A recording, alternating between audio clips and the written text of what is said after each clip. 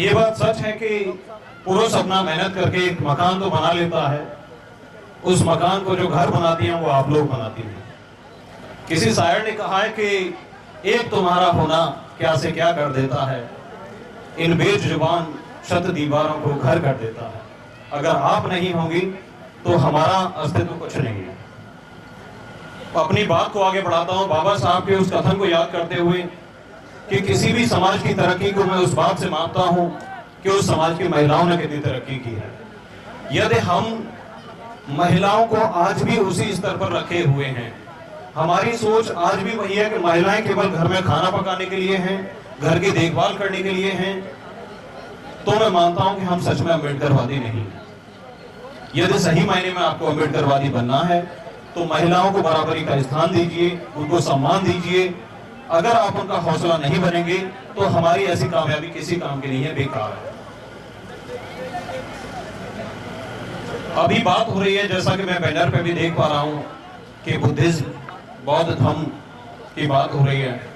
ये सच है कि इतने लंबे समय पहले हमको बौद्ध धर्म दिया गया, बाबा साहब ने उसका अनुसरण किया, हमको मार्ग दिया, लेकिन हम कहने को बौद्धिस्ट तो बने हुए हैं, लेकिन कहीं ना कहीं कुछ कमी है। मैं स्मरण करता हूं हमारे दिवंगत कवि सूरजपाल चौहान जी को, जो कहते हैं कि नकली बौद्धों की भी सुन लो कथनी करनी में अंतर, और बात करें ये बौद्ध धर्म की, घर में पढ़े वेद मंत्र। तो हम कहीं ना कहीं दो नावों की सवारी कर रहे हैं, बटे हुए हैं, ब्राह्मणवाद को गाली देते हैं, सवर्ण समाज के अन्य लोगों को गाली देते हैं। जितनी ऊर्जा हम अन्य चीजों पर खर्च करते हैं, इतना अगर अपने बच्चों पे, आने वाली पीढ़ी पे अगर हम खर्च करें तो हमें किसी और को गाली देने की जरूरत नहीं पड़ेगी। हम समाज के राजा हैं।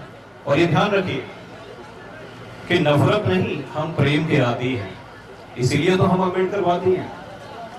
हम नफरत के नहीं हैं, प्रेम के आदी हैं।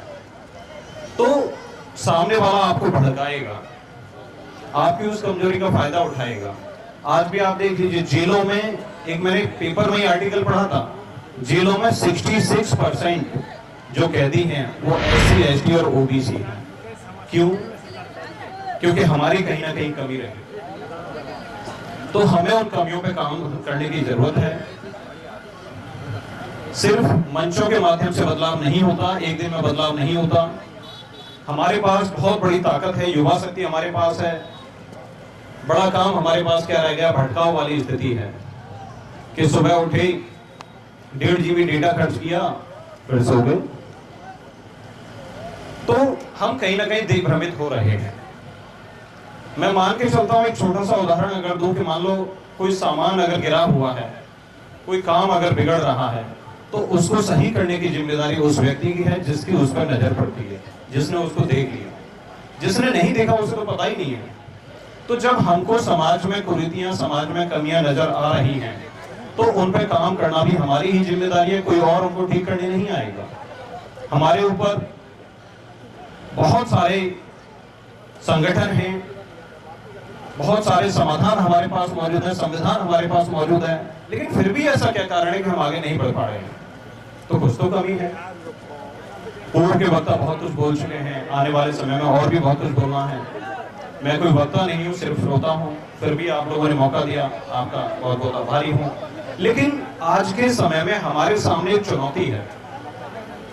ऐसा लग रहा है कि सब कुछ लुटा जा रहा है। हमें सचेत होने की जरूरत है, हमें मजबूत होने की जरूरत है।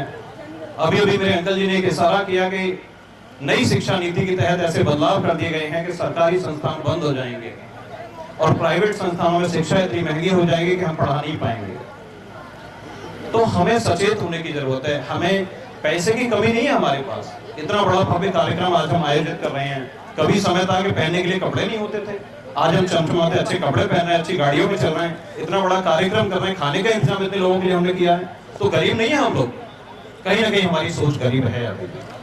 तो उस सोच पे हमको काम करने की जरूरत है। हमारे समाज में कमेरा लोग हैं, हमें गर्व होना चाहिए कि हमने कमा करके मेहनत से खाया है, किसी का भीख मांग के या प्रताड़ित करके हमने नहीं खाया। तो हमें गर्व होना चाहिए इस बात का। लेकिन आज क्या है कि आज भी हम लोग कमाते तो बहुत हैं। शाम को हमने 1000 रुपए कमाए, 1500 रुपए कमाए, और बड़े शान से एक 150 रुपए की पौवा लिया या क्वार्टर लिया, लेके चले आए और पी के फिर बन गए हम शहंशाह। है कोई हमारे सामने? 4 गालियां सुनाई, बन गए जी हम अम्बेडकर वादी, जय भीम। तो ऐसी किस बात की जय भीम? कोई फायदा नहीं है इससे। आप ये मान के चलिए, अगर आप खेतों में अच्छी तरीके से देखभाल नहीं करेंगे तो आपकी सिर्फ फसलें खराब होंगी। अगर आने वाली पीढ़ी पर ध्यान नहीं दिया तो ध्यान रखिए आपकी नस्लें खराब होंगी। तो आपको ध्यान देना पड़ेगा। आपकी आंखों के आगे सब कुछ लुटा जा रहा है, आपको सचेत होना पड़ेगा। सिर्फ एक दिन का काफी नहीं है। जो लोग जागरूक हैं, जमीनी स्तर पर काम करें। देखिए सोच का अंतर क्या है। हम लोग हाई स्कूल या इंटर करने के बाद मन में क्या आता है, हाँ ITI करा देंगे, और दूसरी तरफ क्या सोचा जाता है, IIT के बारे में सोचा जाता है। ITI नहीं, IIT के बारे में सोचा जाता है। तो अपने बच्चों को पढ़ाइए, अच्छे वकील बनाइए, अच्छे इंजीनियर बनाइए, शिक्षक बनाइए, डॉक्टर बनाइए, अच्छे अच्छे बड़े पदों पे पहुंचाइए। हमें गर्व होना चाहिए कि हमारे बाप का लिखा संविधान है जो हमारे साथ है आज भी। कुछ चुनौतियां हैं, बस 4 लाइनों के द्वारा एक कवि की वो पंक्तियां हैं। मैं आपको चुनौती की तरफ सचेत कर रहा हूं कि जलते घर को देखने वालों फूस का छप्पर आपका है। जलते घर को देखने वालों फूस का छप्पर आपका है, पीछे उसके तेज हवा है, आगे मुकद्दर आपका है। और उसके कत्ल पे मैं भी चुप था, मेरा नंबर अब आया। आप देख रहे हैं कि किसानों के आंदोलन हुए, पहलवानों का आंदोलन चल रहा है, नौजवानों का आंदोलन हुआ, लेकिन हमने साथ नहीं दिया कि उसके कत्ल पे मैं भी चुप था, मेरा नंबर अब आया। और मेरे कत्ल पे आप भी चुप है, अगला नंबर आपका है। ये ध्यान रखिएगा।